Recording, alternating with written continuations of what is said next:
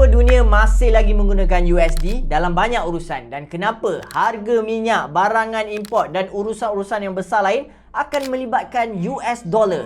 Sini saya terangkan. USD sudah lama digunakan secara meluas dalam perdagangan antarabangsa, terutamanya bagi banyak komoditis dan urusan perniagaan rentas sempadan. Ianya bukan bermaksud semua transaksi kena guna USD, tapi dalam banyak urusan memang USD akan jadi bahasa yang sangat-sangat biasa untuk antara negara-negara. Dan bayangkan dua syarikat dari negara berbeza nak buat urusan, daripada masing-masing nak kena tukar mata wang lawanan mereka, lebih baik mereka tukarkan kepada mata wang USD. Kan mudah.